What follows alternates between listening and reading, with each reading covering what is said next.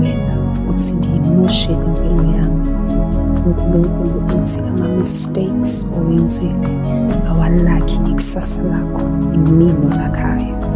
Wena uthi ngathi ngingedwa akekho nendaba nami. uNkulunkulu uthi mina ngikhona, soze ngakulahla, soze ngakushiya. Kuze kwenzeka. uNkulunkulu uthi konke okungenzeka kubantu uNkulunkulu kuyenzeka. Wena uthi ngeke ngihlale ngingabi worried and frustrated. Uthi uNkulunkulu yizani mina nonke ngikhatheleyo, ngiyakumphumuza, ngenisize, ngenithule imithwalo. Wena uthi angikwazi ukuzixolela. uNkulunkulu uthi mina ngiyakuxolela. Ungalingi ulenze iphutha lokukhohlwa amazwi ashiwo uNkulunkulu.